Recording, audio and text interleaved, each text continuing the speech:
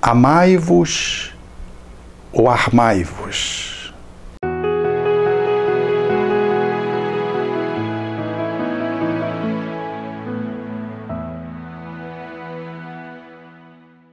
Efetivamente, vivemos numa sociedade que traz características bem beligerantes no momento. A agressividade caracteriza as relações que se estabelece em todos os níveis. Efetivamente, os grupos sociais trazem embutidos dentro dele uma certa agressividade que alcança níveis destrutivos, notadamente quando é demandada por aspectos externos ou internos que se estabelecem como verdadeiros desafios. Este processo da agressividade entre os povos, da violência urbana, sequestros, atividades às vezes de vandalismo, manifestações que se colocam muitas vezes de uma forma a caracterizar arruaceiros, que degeneram, portanto, daquilo que seria uma movimentação pacífica para uma atitude de agressividade destrutiva.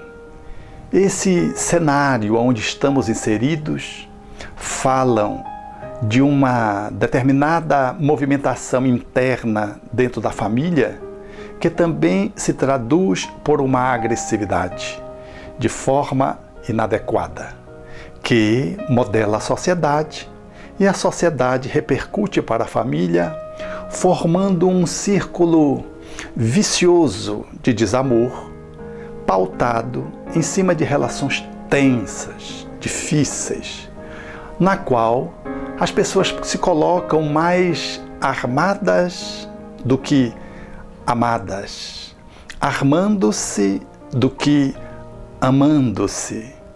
E essa perspectiva de relacionamento interpessoal e grupal da família ao mundo, ela, portanto, define, numa certa medida, prejuízos para as relações afetivas, sobretudo aquelas que são mais intimistas, tendo em vista que essas relações, elas envolvem uma convivência mais diuturna e, pela perenidade da relação, pela intensidade, pela durabilidade, elas são naturalmente desafiadas a superarem obstáculos, vicissitudes, ocorrências que às vezes são contrárias aos seus anseios e, por isso mesmo, elas apresentam igualmente essa manifestação de tensão nas relações e muitas vezes de violência implícita ou explícita.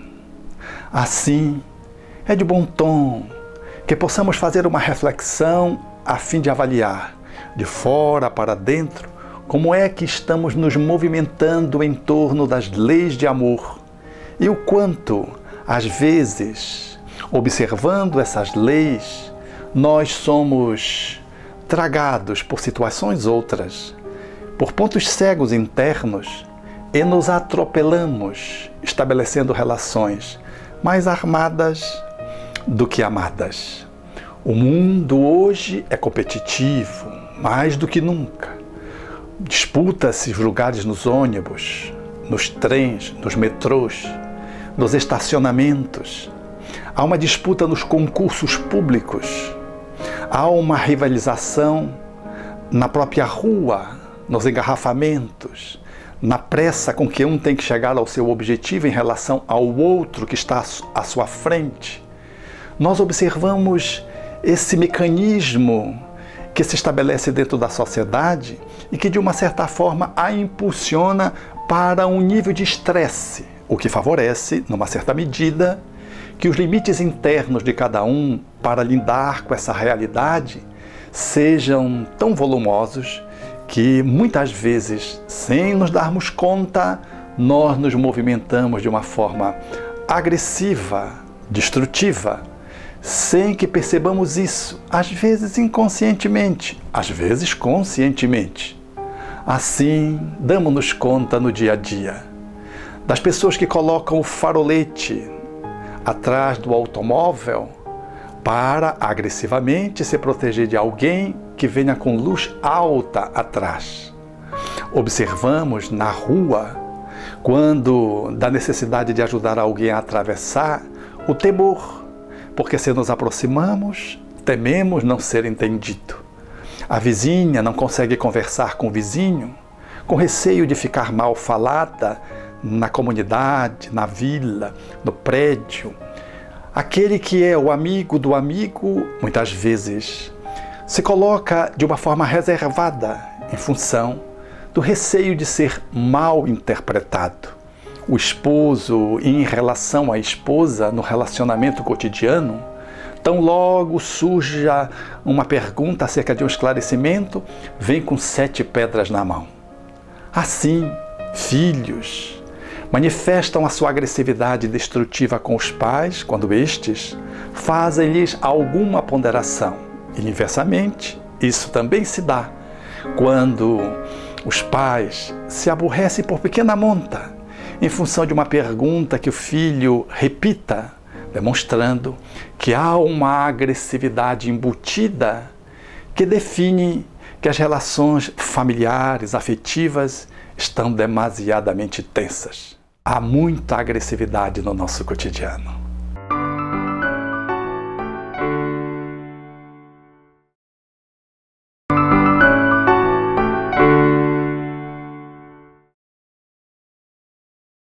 A proposição é como lidar com situações que efetivamente estão no nosso cotidiano, contaminando as nossas relações afetivas, corroendo as relações emocionais, comprometendo vínculos, determinando fissuras, separações e muitas vezes vão se amontoando processos, problemas que não são solucionados porque tem um trato em regime de agressividade corrompida, negativa, levando muitas vezes a atitudes de violência, às vezes até de agressão física.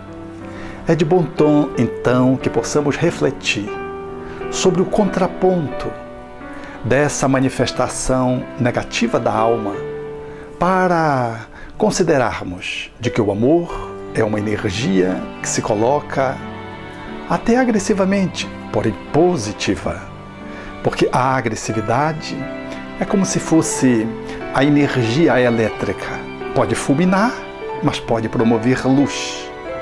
E nessa conceituação de palavras, poderíamos dizer que o amor, quando regido ou quando regendo a agressividade, ele proporciona luz e encanto, que se manifesta como firmeza, como assertividade, como coragem, como postura adequada em face de algo que se coloque em nível de contraponto, como que questionando ou como que negando direitos fundamentais.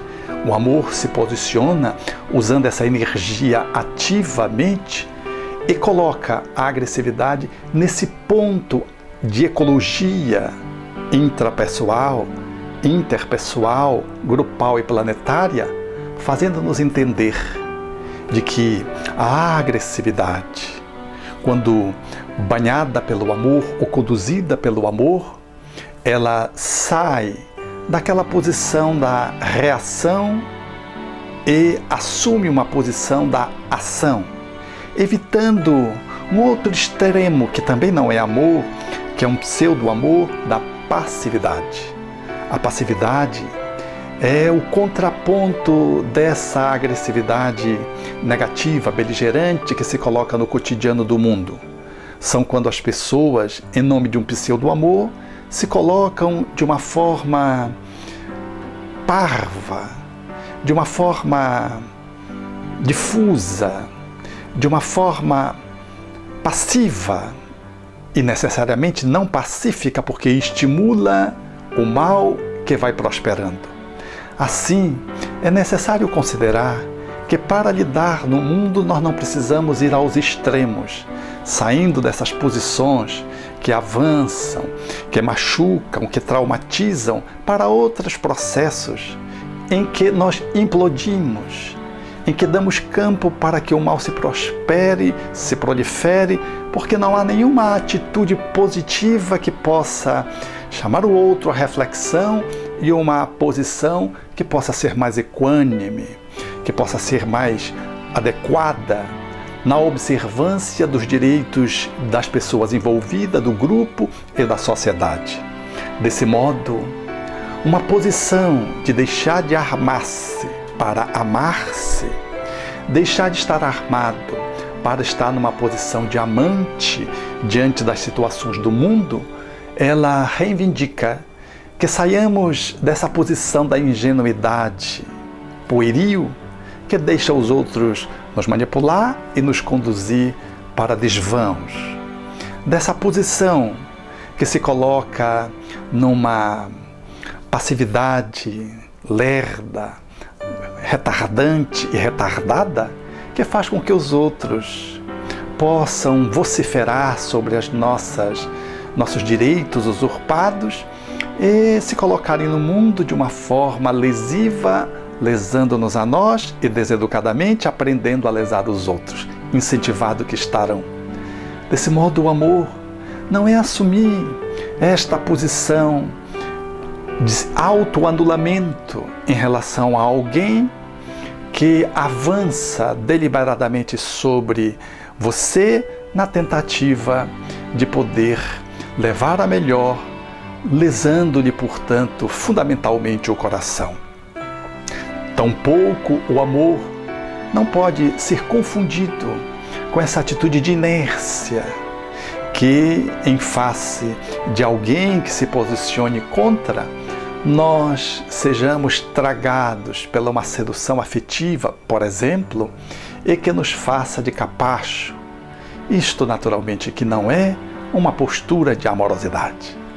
A amorosidade, ela reivindica uma posição que se coloca na prudência, mas não no medo, na vigilância, mas não numa agressividade paranoica, na postura de cuidado, mas não numa ação neurótica em torno do outro, como se fôssemos assim dependentes de alguém.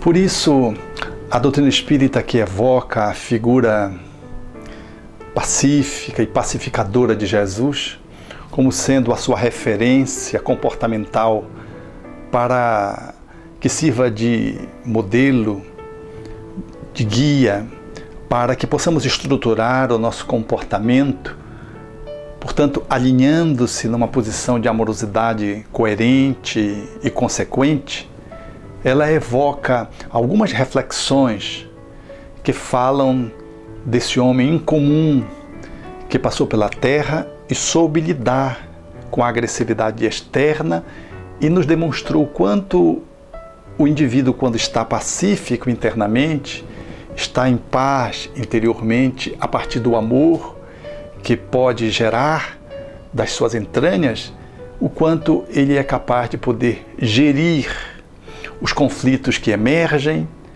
e a sua posição passa a ser a posição de alguém que leciona a paz pelo exemplo.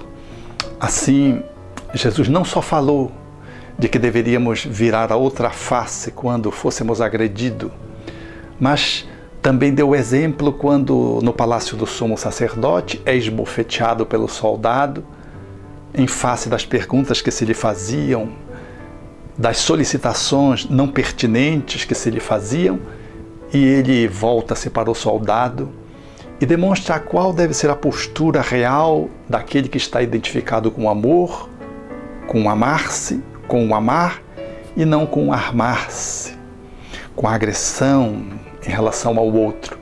Quando diz, Se falei mal, me dá prova deste mal. Mas se eu falei bem, por que tu me bates? Pergunta ao soldado, chamando a atenção para a sua atitude despropositada. Ele não viraria a face física numa postura de inércia, de acomodação, estimulante para que aquela atitude desrespeitosa pudesse se alastrar. Tampouco revida numa atitude de agressividade negativa, insultando o soldado ou o sumo sacerdote ou aqueles que estavam ali sindicando a ocorrência. Se falei mal, me dá prova deste mal. Mas se eu falei bem, por que tu me agredes? É, portanto, a atitude centrada na reflexão, que reivindica o seu direito de estar ali e questiona pelo que está sendo usurpado na sua posição de ser humano, desrespeitado na sua integridade física e emocional pelo outro, que estava completamente perturbado dentro de si mesmo, um soldado que estava desequilibrado. Ele faz isso chamando a atenção do soldado para outra face, a face da brandura, mas da correção, a face da mansidão, mas da atitude que é capaz de poder se colocar firmemente para se afirmar dentro do mundo. Se eu falei mal, me dá prova deste mal, questiona o soldado. É, portanto, esse homem notável que é capaz de poder dizer que nós deveríamos ser bem-aventurados quando assumíssemos a postura da mansidão, da pacificação, quando ele está no Sermão do Monte, ele mesmo que dá esse testemunho ao longo de toda a sua vida, quando é achincalhado, assodado pelos inimigos, quando sofre os conluios externos, quando sofre os enfrentamentos beligerantes, quando, por exemplo, no Horto das Oliveiras, os soldados vêm-no prender ao lado dos servos, dos sacerdotes, naquela noite memorável. E Pedro saca da espada e corta a orelha de um dos servos do sumo sacerdote, a orelha de Malco. E ele se posiciona de forma firme: Pedro, embainha a tua espada. Porque aquele que usa pela espada, do mesmo jeito pela espada vai perecer. Era uma atitude de legítima defesa, por assim dizer, do discípulo. No entanto, ele exorbitava, ele ia aos excessos, ele iria para a agressão física. E Jesus, sem abrir mão de fazer o enfrentamento pela atitude pacífica e ativa, propõe ao discípulo que ele se resguarde dessa manifestação de violência e que ele deveria embainhar a espada. Espada essa que Jesus mais tarde deveria documentar quando assentado por sobre a cruz, que significa uma espada fincada na terra, embainhada na terra. E quando ele está vitimado pelo ódio, pelo escárnio, ele é capaz ainda de dizer, embainhando a espada na terra, como a exemplificar para a humanidade que o amor deve se sobrepor à violência, numa cultura de paz. Ele diz: Pai, perdoa-lhes, porque eles não sabem o que fazem. Eles eram aqueles que estavam em torno da cruz dizendo: tu não te salvastes, tu não salvastes os outros, salva-te a ti mesmo. Tu não te dissestes filho de Deus, que Deus venha te tirar daí. Era, portanto, o povo numa manifestação de escárnio, semi-enlouquecido porque tinha sido manipulado politicamente pelos sacerdotes da época. E ele, naquela posição de alguém que é fidelíssimo à pacificação e ao amor, seria capaz de chegar à culminância do amor que perdoa, do amor que ama até o sacrifício. E para testemunhar que o caminho do amor, ele não se coaduna com o caminho das armas, ele surgiria 3 dias depois, apenas para insuflar a esperança, a alegria, o consolo daqueles que estavam desesperançados, culpados, feridos, porque o abandonaram no momento supremo do sacrifício máximo, para mostrar que o amor, quando ama, supera a morte, e de que as armas, a atitude que se coloca vinculada à violência, haverá de carpir mais tarde, na consciência que acusa, o ressarcimento necessário pela via do sofrimento. Qual aconteceu com Pilatos, que, lavando as mãos, mais tarde se jogaria no vulcão Vesúvio, na Europa, porque não conseguira tirar da consciência aquele gesto covarde de alguém que cedia ao poder para se colocar alinhado com César e abrir a mão da justiça, encaminhando aquele homem para o finalismo da morte física, mas não para a morte do espírito, porque o espírito é eterno. Amar até o fim, até a morte e depois da morte, porque quem ama é imortal, na consciência, na pureza e na paz.